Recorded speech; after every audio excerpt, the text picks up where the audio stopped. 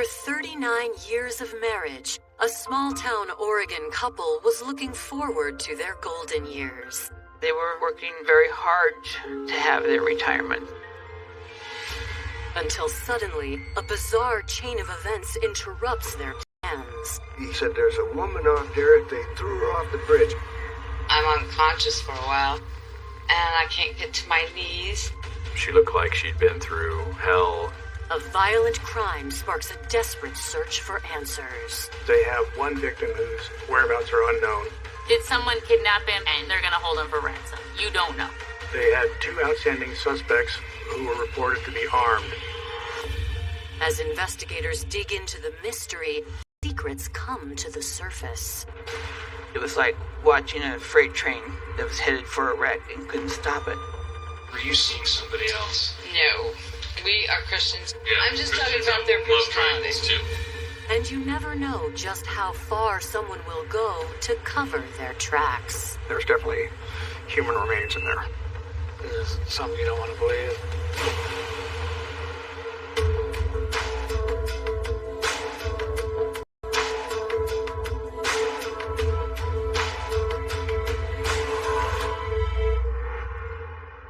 February 6th, 2009, Corbett, Oregon. It's a crisp winter morning when local residents Gerald Fort and Jim Pogue make their way into town and notice a flash of movement as they cross the Gordon Creek Bridge. It was early in the morning, and I seen a hand come up out of the weeds. I crossed the bridge, and I thought maybe one of them fishermen fell down, so I backed up, asked Jim to go out and see what was going on. He came back to the truck and said, there's a woman out there. And he says, help me drag her up to the road. I said, no, don't touch her. If she's injured, don't even touch her. Just stay with her. I'll run up the hill and get cell service. I'll call 911. While Gerald's higher elevation to summon help, Jim stays with the victim, who identifies herself as Lynn Stomps. Her fingernails were all worn down because she was crawling up the embankment to get to somebody to get help for her. Officers responded to a 911 call and found Lynn seriously injured, and she had reported to them that she had been the victim. To tell first responders that she isn't the only victim. Lynn was telling investigators was that there was 2 guys that they met to sell a boat, and they had attacked her and her husband, Jerry. Lynn said the boat wasn't with them. It was back at their property. According to Lynn, Jerry had met the potential buyers online and wanted to meet first before bringing them by to see the boat. They were going to fish in the Sandy River, I believe, and talk about them buying the boat. She said she stayed in the pickup truck while Jerry went down a pathway towards the river. After a short period of time, she got out of the vehicle. The moment she stepped out of the truck, Lynn realized she wasn't alone. Jerry was yelling at her to run. So she took off running across the bridge, and she was being chased by this second suspect who displayed a firearm, overtook her, grabbed her by a backpack, and threw her off of the bridge.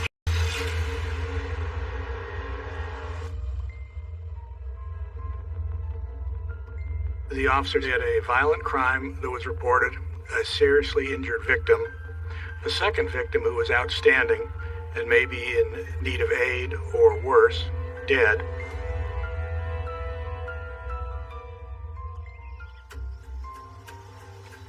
Born and raised in Gresham, Oregon, Jerry Stomps was 19 years old when he met Lynn Plant in 1969.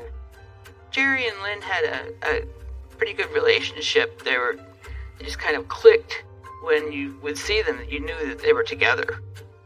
From the moment they met, Lynn and Jerry were smitten with each other.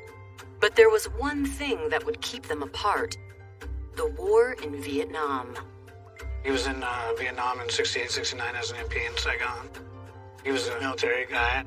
Though Jerry was away at war, he and Lynn kept in touch through letters. Shortly after he returned to the States, the two married.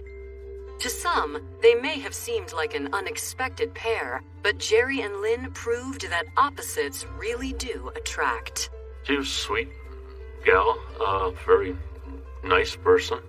Jerry was just Jerry. I've never come across anybody else like him. He was very bold. If somebody said, no, you can't do that, oh, yes, he could. He didn't trust anybody. He didn't trust government. He didn't trust corporations. He didn't trust police. All he trusted was Jerry and God. Still, Lynn had a way of breaking through his tough exterior, and a son, Jason, followed by Adam in 1976. Lynn was a very natural-born mom. She just took right to it. She'd have the baby, and then she was up working the next day, and I was just amazed. The household, it was just a normal, loving country family who stuck with each other, but with a live wire dad who ran the show. My dad, he was a hard worker, taught us to work hard. As a little kid, I'd go out hunting with my dad, or fishing, or we'd go out cutting firewood, or camping. At the Stomps home, outdoor activities were limitless. We had 17 acres, and we ran around all the woods and canyon all over the place. I'd go outdoors to the play yards. Jerry and Lynn lived on some property that took a little bit to find the place. Jerry liked his ability to be unseen to the public, and this property that they had gave him all of that he would want. They were growing Christmas trees, so they had different Christmas trees at different heights all over this 4 or 5 acres. Though Christmas tree farming allowed Lynn and Jerry to make ends meet, their lives radically changed in 1991 when Lynn's father died and left her $1.7 million. When the inheritance came in, I think Lynn felt relieved. The couple used the inheritance to invest in several rental properties in and around Portland. With the stress of providing for their families lifted off their shoulders, Lynn and Jerry were able to enjoy life. We always used to go salmon fish and spend a week down at the coast. It was always a lot of fun. Still, it was important to Jerry that he and his family continued to live within their means. They never owed any money. Jerry was a guy that would find a way to not buy anything on credit. He saved the money all the time. He bought his cars all cash. By the late 90s, the two Stomps boys had left the nest, started their own families, and in 2004, Jerry and Lynn became grandparents. They babysat his kids a lot, and they loved having the little ones out there again.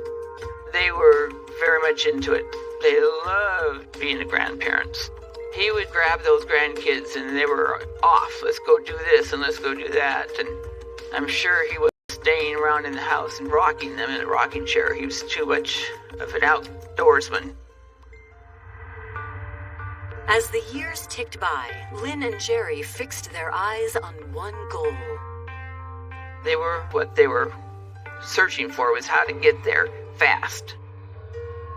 But now it seems the life Jerry and Lynn Stomps worked so hard to build is falling apart.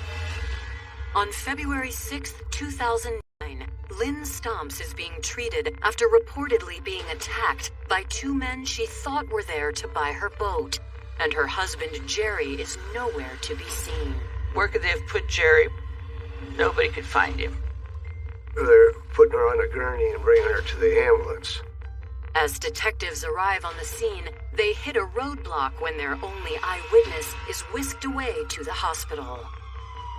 At this stage of the investigation, what officers know is they have 2 outstanding suspects who were reported to be armed. So they had an ongoing threat to the safety of the community. Coming up, a risky search effort commences. This was a case where the officers pull out all stops, use all available resources. If you're being chased by a gun, it doesn't make any difference how big you are. You could be out there, you could be dead. And chilling new details emerge. I had this little bag thingy, and he just spins me around by grabbing it, and I go, and I'm sure he just pushed me right here, and over I went.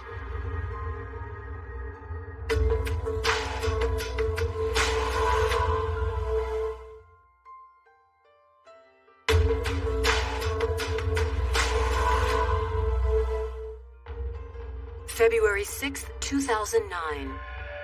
First responders in Corbett, Oregon are gathered at the Gordon Creek Bridge, where a brutal attack on Lynn Stomps and her husband Jerry is believed to have occurred earlier that day.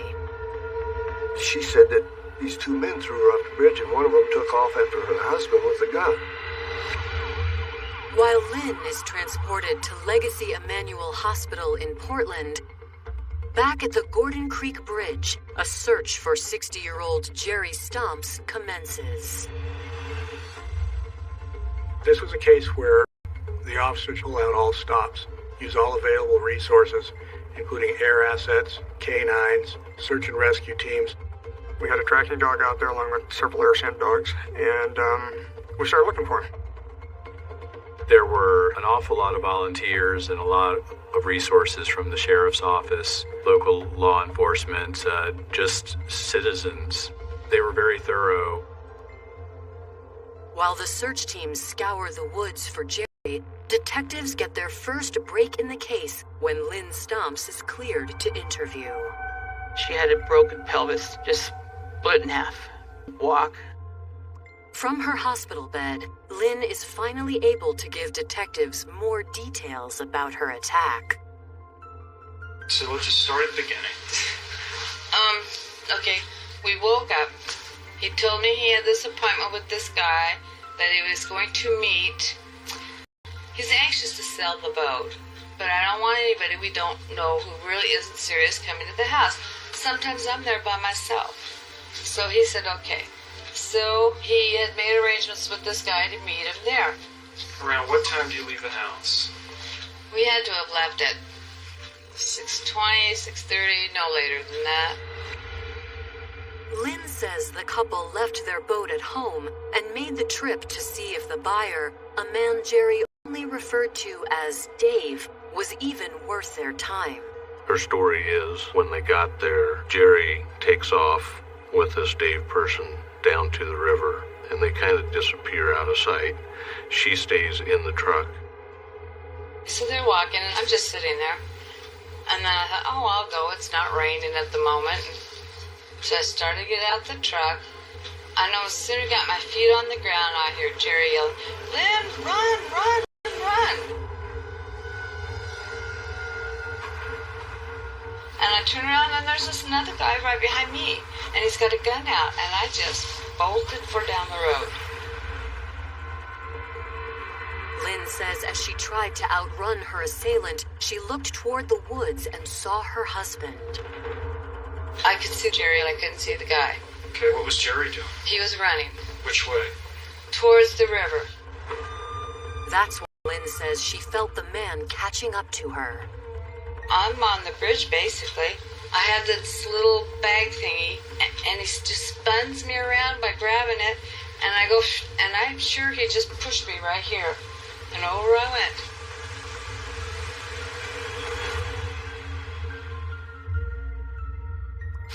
And then what happens? I'm unconscious for a while, and I can't get to my knees. I crawled all the way up the embankment. After making her way up to the road, Lynn says it took more than half an hour for someone to spot her. I was so frustrated that I yelled and yelled and yelled and yelled for someone to stop and help me. With no other leads, detectives ask Lynn for more information about her attackers. Can you describe those two individuals again? Okay. The best. Dave being about 5'8" with brown hair. The other suspect being 6 foot tall, also with brown hair. And they were driving a gold-colored pickup. Since Jerry had left their boat at home and the couple's truck wasn't stolen, detectives ask themselves, had these two men targeted Jerry for another reason? Why do you think this happened? What do you think the motivation was for all this? You know, I couldn't tell you. I don't understand it. It's not like he's got $1 million sitting in his pockets and they're going to relieve him of it right then and there. We're not into alcohol, drugs, or anything like that. We're just basic, normal people. You know what I'm saying? Jerry didn't owe anybody serious money. Oh, no. No. You didn't owe any money to anybody. No. With no new insight on a potential motive for the attack, investigators bring in a forensic sketch artist to create composites of the suspects. The sketches are released to the public, hoping to generate leads. Meanwhile, detectives form theories of their own. Well, the possibilities at the time obviously were robbery. Is this a robbery? Jerry was known in the community as someone who was not exactly big on government, didn't have a lot of trust. So is it possible that somebody thought that he had a lot of money around and that they could get that? That was possible. Jerry was missing. You know, did he run into the river? Did someone kidnap him and they're going to hold him for ransom? You don't know. He was a pretty big guy, pretty good sized, liked to hunt. But in either case, if you're being chased by a gun, it doesn't make any difference how big you are. You could be out there, you could be dead. As daylight fades, investigators learn their search team back at the Gordon Creek Bridge have come up empty-handed. Tracking dog kind of indicated nobody had been there. They didn't have anything out there. Just as hope begins to fade, investigators receive a tip from a first responder. Eric Eaton was a Corbett fireman who had responded to the crime scene, rendered aid to Lynn, and accompanied her to the hospital. After they had left, he continued having a conversation with Lynn, and Lynn relayed new information to him about what had occurred. Lynn had a pretty good idea that the guy they were going to go meet down there this morning was the same gentleman that Jerry ran into a week ago. Some folks in town the wrong way. Jerry was such a fella that he couldn't help but make enemies. And a new discovery stops detectives in their tracks. The first thing that caught my eye when I went around back was the burn pile. There were bone fragments in the burn pile.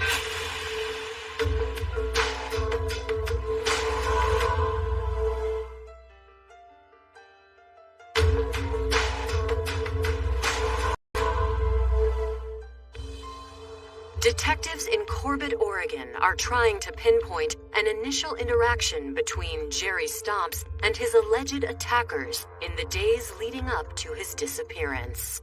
At this stage of the investigation, it's important that they get as much information as they can. Included in this is establishing a timeline of what was Jerry's activity in the last week. And the most solid information that the investigators have is the name of the one suspect, Dave. Dave was interested in purchasing the boat and apparently contacted Jerry through Craigslist. What were the circumstances that precipitated this meeting with Dave? What record is of that? What other interactions were there? In search of this information, detectives turn back to Jerry's wife, Lynn, who is still in the hospital. Lynn recounted Jerry's activities the previous week. This provided the officers with a lot of information that gave them leads to follow up on and ways they could corroborate the fact that prior to the reported disappearance on February 6th, Jerry had been around and been engaging in normal day-to-day activities. Lynn says on Wednesday, February 4th, Jerry took some hay up to feed their cows in Klickitat County, Washington, where they own some farmland. My dad got that property in Klickitat. He goes quite a bit to feed the cows. Did he spend the night or did he come back Wednesday? He spent the night and he came back on Thursday. Okay. And then when did he come back on Thursday? He had to been back before noon. Could Jerry have run into some unsavory characters in Klickitat who later plotted to attack him? In efforts to corroborate what Lynn had told them, officers spent a tremendous amount of time driving through the area where he was reported to have been on his way to Klickitat County. Along the way, detectives learn that Jerry had a bit of a reputation. We were able to open a few doors and talk to a few people. He was liked in the community. He was known a little bit as a hothead. He spoke his mind, and whatever he thought, that's what he told Cruel. I believe that Jerry was such a fella that he couldn't help but make enemies. Though many in the community know Jerry well, no one has seen him in the last few weeks. So detectives take a new approach. Officers went to the Hood River Access Toll Bridge, which is on the Oregon-Washington border. While there, they obtained a videotape where they were able to identify Jerry's truck crossing the border. But on February 4th, the day Lynn had said Jerry went to Washington, there was no sign of Jerry's pickup truck. So I think that was a pretty clear indication that something wasn't right. It's evident to detectives that someone isn't being entirely honest. Could Jerry have been involved with something or someone he wasn't telling his wife about? To find out, they confront Lynn at the hospital once again. Typically on any suspicious disappearance, police want to look at that person's behavior. In other words, are there things that could precipitate violence? Things such as family problems, having a girlfriend. So officers looked into this. I'm going to be straight up with you. Was Jerry seeing somebody else, or were you seeing somebody else? No. We are Christians. No, he would. This is my husband. I'm just talking about their love personality. triangles too. We just want to know if there's some type of love triangle going on, or either one. I'm married for life, and he did too. I told him the only way he was getting out of this, well, I shouldn't say this, getting out of this marriage was through death. His or mine. Unsettled by their last interview with Lynn, detectives obtain a search warrant for her home. When they got to the residence, officers noted that there was no sign of a forced entry. It was cluttered, but it hadn't been ransacked. They also noted that some portions of the residence appeared to have been meticulously cleaned, perhaps with bleach. When we were searching in the house, there was a coat rack right by the front door.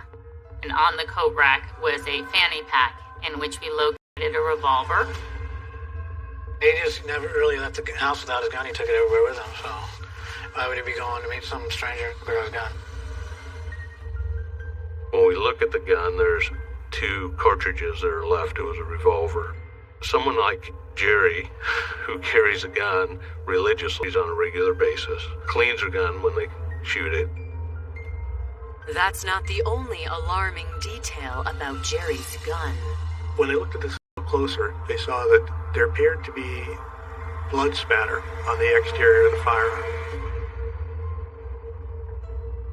With high-intensity light, you could see that there was a very fine mist of what appeared to be blood. The mist of it looked like high-velocity blood. That was something you would see at a very close range of something being shot. The sample was sent to the Oregon State Police Crime Lab to determine if the blood was animal or human. Investigators widen their search to the expansive property surrounding the home. We found several areas that looked really interesting. There was some fresh ground that hadn't been dug in and covered over. Brought the dog up to him, didn't care, so we pretty much eliminated the front yard. And then we went around the back. The first thing that caught my eye when I went around back was the burn pile. We went over there, and then the dog says, he's here, he's here, he's here, he's here. Following the dog's lead, investigators begin a thorough search of the burn pile. There were bone fragments in the burn pile. Now, it's not uncommon for a critter out in an area like that to get into a burn pile and end up burning up. So is it possible that it's not human? It is. It could be animal. We, at the Oregon State Police, had a forensic anthropologist, and we collected some of the bones to determine if they were human. But the search doesn't stop there. They noticed a metal garbage can on the patio, and on closer inspection, they found what appeared to be charred bone remnants inside of this garbage can. They collected these for further identification. If the bones are human and the blood on the gun is Jerry's, then things have changed significantly. In light of all the evidence, police are now fearing the worst and turn to the Stomps phone records for answers.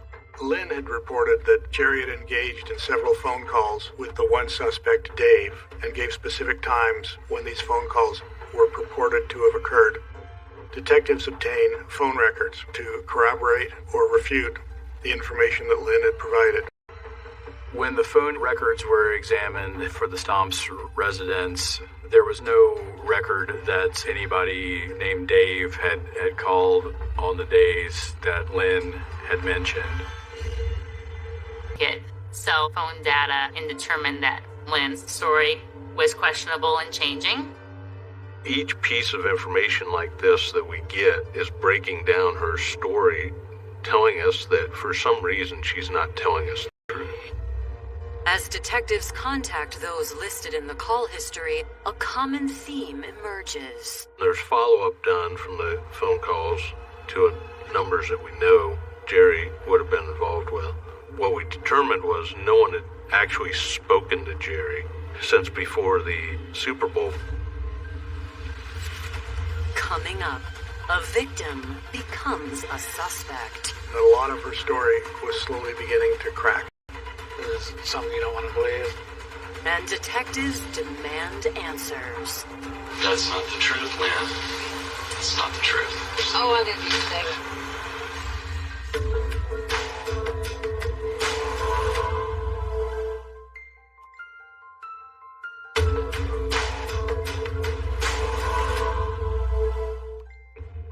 Less than 48 hours after Jerry Stomps was reported missing, his wife Lynn remains in the hospital, and police have found possible evidence of a violent crime at their home.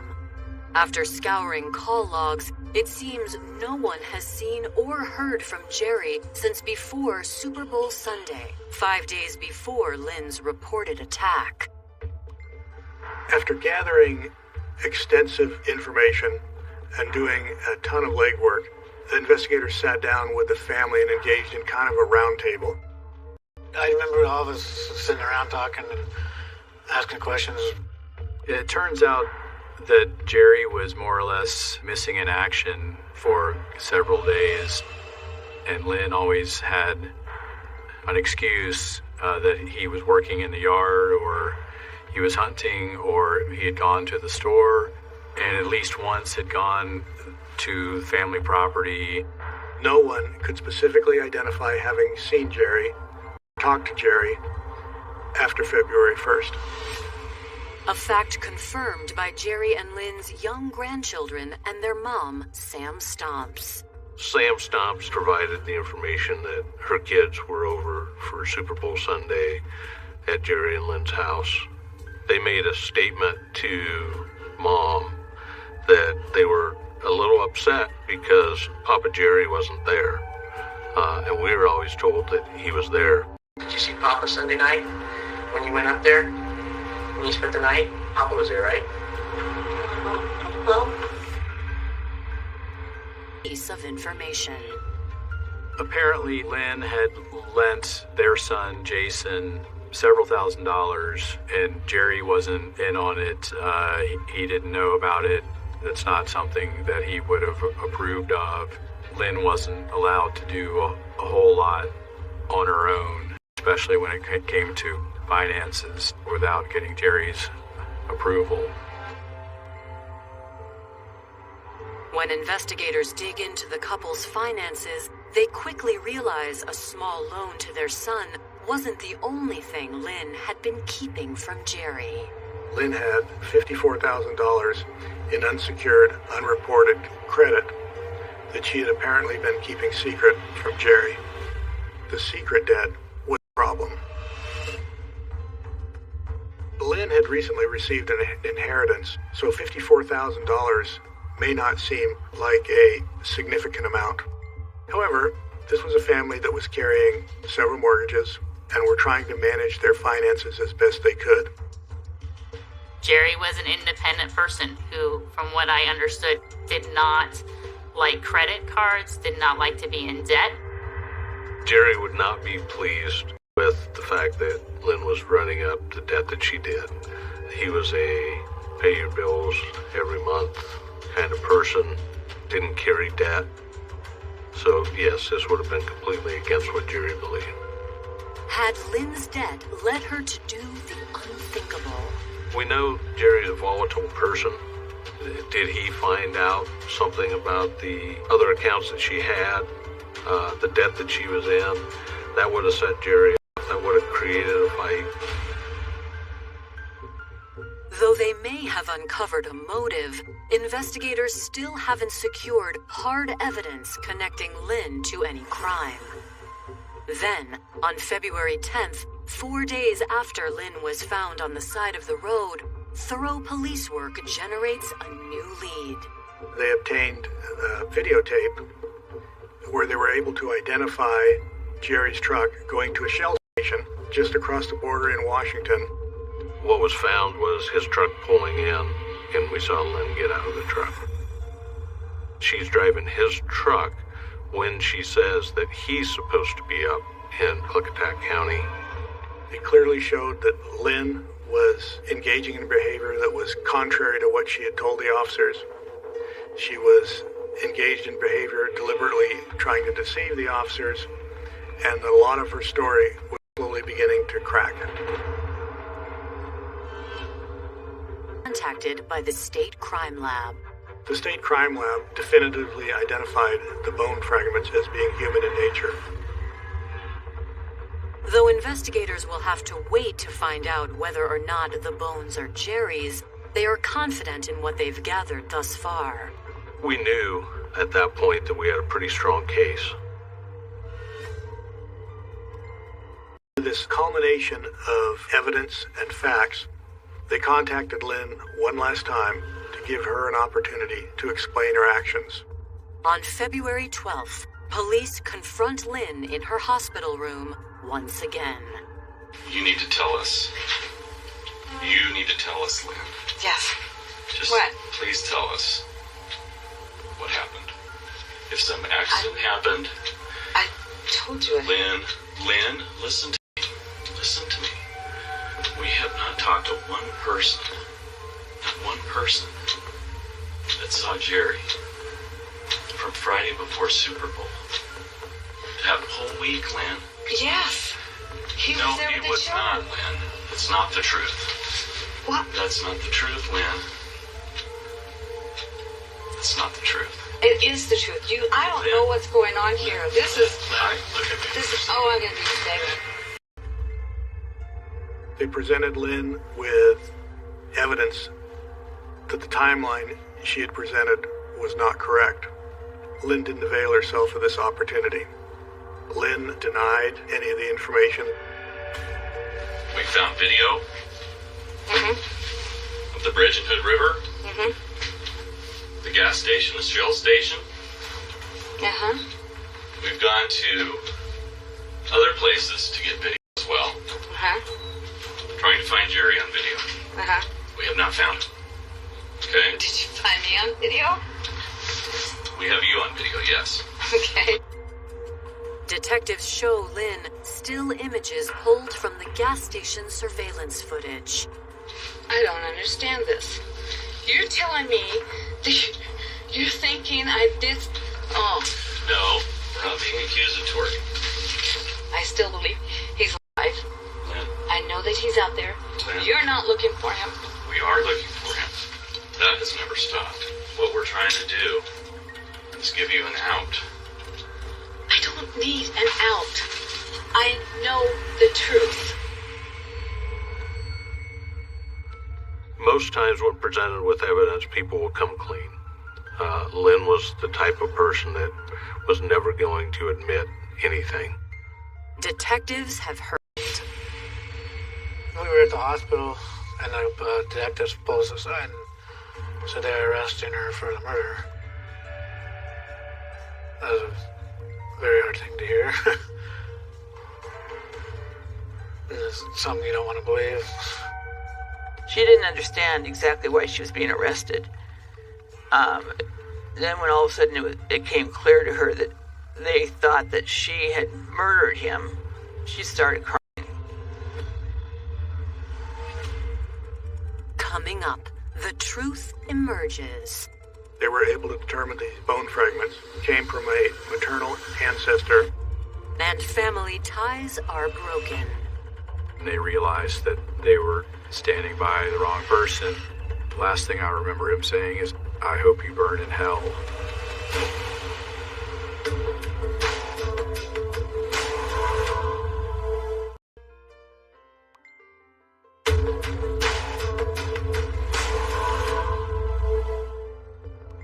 Less than a week after reporting her husband Jerry missing, 55-year-old Lynn Stomps is charged with his murder. As her trial approaches, Lynn's family and friends remain on her side. She kept saying, "No, I didn't do it. I loved your father, blah, blah, there's a mistake." I thought, well, we're going to check into this and give her a trial and find out that she's innocent. That was my first reaction. It was the craziest thing that anybody would have said. She had any part in doing something like that to Jerry. I mean, she was 4'8". He was 6 foot something. And for her to hide him in such a way that nobody could find him, she couldn't do it. However, as more details emerge, it becomes difficult for Lynn's supporters to ignore evidence of her guilt. The bone fragments were sent to a forensic laboratory in Texas that conducted an analysis of mitochondrial DNA. Mitochondrial DNA comes from the maternal or mother side. In this case, within a reasonable certainty, they were able to determine these bone fragments came from a maternal ancestor of Jerry. We had collected his toothbrush and sent that in for his DNA sample to be compared to the samples collected from the gun. The blood on the firearm was determined to be that of Jerry Stomps. In light of this new information, support from those closest to Lynn begins to crumble. The two Stomps boys stood by, and I think eventually the writing was just on the wall, and they realized that they were standing by the wrong person. I started seeing that evidence the detectives had and everything, how it pointed to her for a while. Lynn's trial begins on January 11th, 2011. Lynn was about as impassive as I've seen a defendant in a court case. She did not look like a robust, healthy person. When I first saw her in the courtroom, she looked like she'd been through hell. She just looked like everybody's grandmother. It was just kind of hard to believe that that woman could have done what she did. However, prosecutors contend this demure widow is responsible for her husband's violent death. And although the exact motive still remains unknown, prosecutors suspect a dispute over money likely played a role in 60-year-old Jerry Stomps' murder. It sounded like they were having some financial-based arguments. I think something happened in their house. It could have been Super Bowl Sunday, and she decided that was it. Lynn knew where there was a loaded pistol, where Jerry always kept it by the door, and whatever they were talking about or arguing about must have escalated, and Lynn grabbed Jerry's pistol and shot him twice at close range and killed him. Prosecutors believe that in a panic, Lynn then burned her husband's body. They had a large burn pile right out front. So the belief is that, did she kill him, put him on the large burn pile? He wasn't burning fast enough to get rid of the evidence. She used the trash can to make a hotter fire and put part of him in there. Then, Lynn drove down to the Gordon Creek Bridge on the morning of February 6, 2009. She drove down to Gordon Creek, apparently with the intention of planting evidence to make it look as if Jerry had gone fishing by himself and perhaps had gotten lost or drowned. In the course of her planting this evidence, she fell down. As the evidence stacks up, things are not looking good for Lynn. She did not testify, and the defense did not present much of a defense. To what they were saying, it was like watching a freight train that was headed for a wreck and couldn't stop it. After 2 weeks of trial, the jury returns a guilty verdict. At Lynn's sentencing hearing, her sons have a chance to say their piece. Jason seemed to be totally choked up, and he just couldn't do it, and he left the stand. And then Adam took the stand, and it was the opposite. He was very vocal and very accusatory toward his mother. At that point, I believed in my heart that she did it. So my mother, she was a monster, and I hope she burns.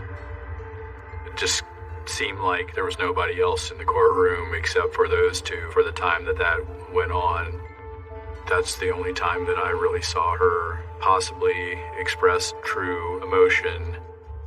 On January 25th, 2011, Lynn is sentenced to life in prison with the possibility of parole after 25 years. But even with a murder conviction, missing pieces haunt those involved in the case. If I could ask her one question, I guess I'd ask her why. It still just blows my mind to this day. Why? How? What is it that takes a woman who's married to a man for 39 years to kill him? I have no idea what that answer is. This is a case where the only person that knows why this crime occurred is Lynn, and she's not sharing that information. Rest ones are so like rotten in prison, and she took a good man away from her. So. No, otherwise he'd be remembered as he was, a good man.